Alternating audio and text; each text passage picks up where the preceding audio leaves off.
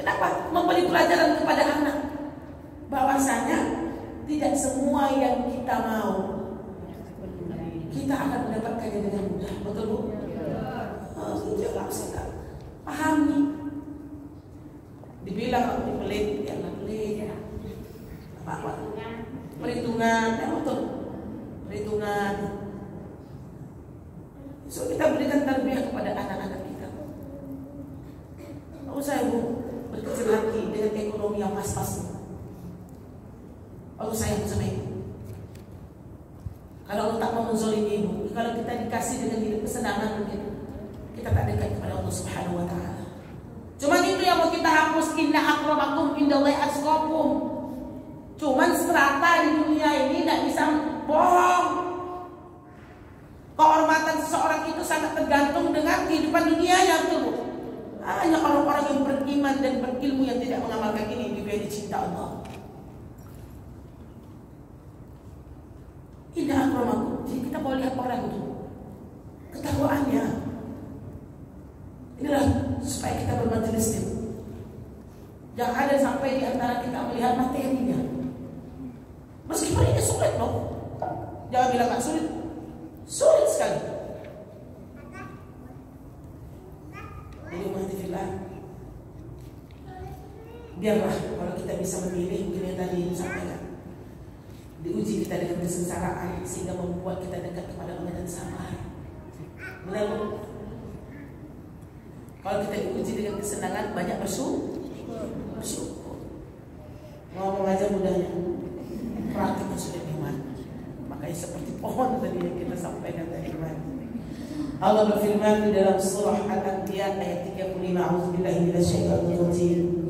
Kullu nafsin za'iqatul maut. Wa lanabluukum bisyarri wal khairi fitnatan wa ilayna turja'un. Tiap-tiap yang berjiwa akan merasakan mati. Kami akan menguji kamu dengan keburukan dan kebaikan. Ingat, keburukan dan kebaikan. Kadang-kadang kita lupa Bu, diuji dengan kebaikan ini. Ibu bilang, Allah sayang, dibuka rahmat Allah sayang dengan aku, loh dikayakan terus. Maka orang yang ekonomi ini dia harus selalu mengecek dirinya, apakah itu benar-benar rahmat dari Allah atau istidrat dari Allah. Paham Bu? Apa istidrat? Orang yang kesenangan selalu rezeki lancar terus tapi tidak sholat. Tanpa sholat. Itu dia. Sama ya bahasa Bunda ya. Mantap semua Bunda. Semakin jauh dia dari Allah, semakin diangkat kehidupan dunianya. Itu bahasa sederhananya. Ibu cek, kok semakin banyak harta saya ya, padahal nggak sholat. Jangan bilang itu rahmatmu. Istijrat ini tidak dari kasih Allah. Kalau ujian, kalau azab masih ada. Karena sayanglah Allah beri ujian, karena sayanglah Allah beri azab. Kalau Allah kasih ujian kepada orang beriman, namanya ujian, supaya kita dilihat oleh Allah istiqomah apa tidak. Kalau azab apa Bu? Ketika kita sudah menjauh dari jalan Allah, Allah kasih teguran supaya kita kembali kepada Allah Subhanahu wa taala. Jadi sekarang pastikan ibu harus mengetahui diri ibu, apakah musibah yang Allah kasih sekarang itu ujian, azab, apa istijrat. Itu kan sendiri. Kita harus tahu. Orang lain tak tahu udah. Ini azab dan ujian juga. Kapan dia mau bertobat? Banyak kali ujian, padahal azab. Nah gitu. Ujian itu hanya diberikan untuk orang-orang mukmin. Mukmin apa enggak kita? Azab itu diberikan bagi orang-orang yang belum mukmin, menjauh dari jalan Allah. Allah panggil lagi dia pulang. Datang ibu ke pengajian mustaslim. Pulang nanti ibu keserempetlah motor ibu. Insya Allah ujian. Insya Allah. Lihatlah aktivitas sebelumnya. Tapi habis nongki-nongki ibu di kafe, ngomongin orang, tersinggung ibu, tersinggung lah. Pulang, serempet motornya. Saya tanya ibu, ujian atau azab? Aku ujian dong. Kita tuh sadar dengan apa yang kita lakukan, hati-hati. dosa yang ibu lakukan itu yang beratnya efek dosa setelah. Efeknya lebih berat dibandingkan dosa yang ibu lakukan. Nggak sadar kayak mana tuh. Gimana Bu Mawar? Kalau nggak sadar kayak mana tuh. Itu yang kita takut Bu. Allah butakan hati kita, tak sadar dengan azab yang Allah kasih, istijab yang Allah kasih. Saya pernah ditanya oleh Bu jemaah, Ustazah, kayak mana nih Ustazah? Saya Ustazah semakin tak sholat anak dan suami ini semakin banyak menang-menang tender nih. Tahu tender, proyek. Apa menurut Ustazah itu istijab? Ustazah ini ya, ibu tanya ke saya kan ciri-cirinya. Tapi yang tahu istijab dengan tidak yang bisa memfonis ibu sendiri. Yo tuh Ustazah semakin malas anak-anak sholat kok semakin banyak antaranya. Alhamdulillah kita masih sadar juga. Banyak orang sedekah saya bilang. Nah itu ya, mudah-mudahan dicinta Allah. Maka Rasulullah SAW bersabda, aku mengagumi seorang mukmin. Oke, tadi kan judul kita mukmin ya Bu. Bila memperoleh kebaikan, dia memuji Allah dan bersyukur. Ini agak mudah nih. Bila dia memperoleh kebaikan, dia memuji Allah dan bersyukur. Mudah? Ini mudah nih. Alhamdulillah. Mudah tuh. Bersyukur dia sama Allah. Tapi bila ditimpa musibah, orang-orang mukmin itu dia memuji Allah dan bersabar. Bisa ditimpa musibah, ibu memuji Allah. Pernah? Tangan ibu kena pisau, apa yang ibu sebut? Astagfirullahaladzim. Latanya tukar yang baik Bu ya. Biasanya kalau pisau ibu ini apa latanya?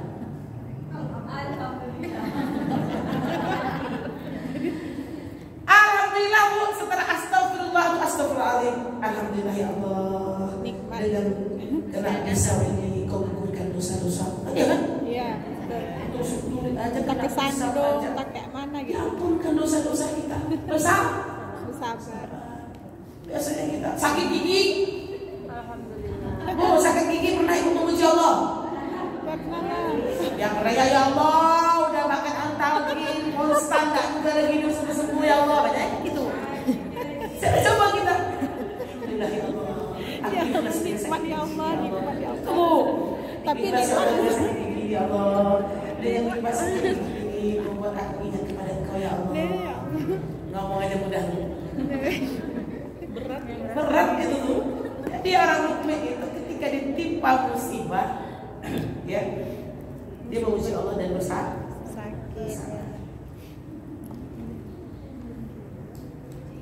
Ini loh terus ini. Seorang mukmin diberi pahala dalam segala hal, walaupun dalam suap makanan yang diangkatnya ke mulut istrinya.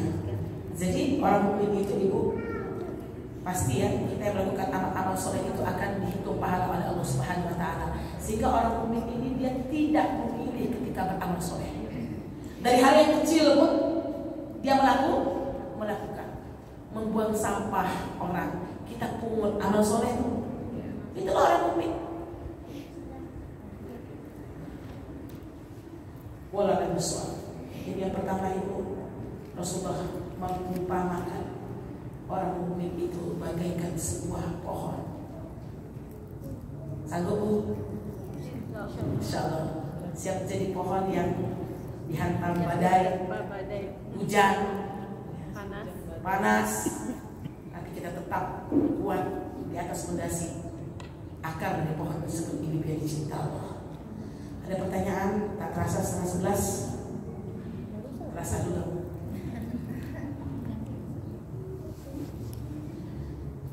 Lid satu dulu ya Lid. Bulan depan kita sambung. Satu lah dulu, sebulan ini jadilah pohon dulu. Nanti bulan depan kita bahas lagi seorang mukmin itu seperti seekor lebah. Kita pelajari lebah itu kayak mana ya. Ada 3 sifat lebah yang disuruh oleh Rasulullah untuk kita amalkan menjadi seorang mukmin. Ini dulu mungkin yang bisa Anda sampaikan. Bunda, satu pertanyaan saya. Kenapa dia tidak dapat? Kalau lupa, maka dimaafkan di dalam fikih. Namanya panitia ini manusia biasa. biasa. Kalau kita lupa, Islam ini agama rahmatan lil alamin. Fi al-qalam salat. Dianggap kena itu bagi 3 hal. Orang yang lupa sampai dia ingat, orang tidur sampai dia bangun, orang pingsan gila sampai dia sembuh dari pingsan dan gila. Jadi pertanyaan saya, kenapa dia tak datang?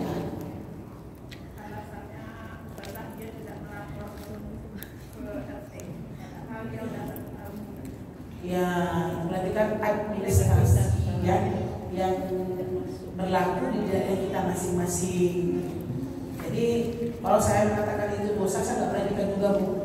Ya, karena itulah pengurus semuanya manusia biasa dan kita yang berlapang dada. Berarti dari segi administrasi dia kan salah, tidak melapor ketika tinggal di RT. Tapi satu sisi, ya sebenarnya kita dari panitia pun tidak melapor pun kita ingat warga kita di sini dengan memakai kupon yang ada. Nah, sebaiknya mungkin kemarin ketika ada yang tahu tuh langsung dilapor untuk sebagusnya. Tapi orang itu diam ya.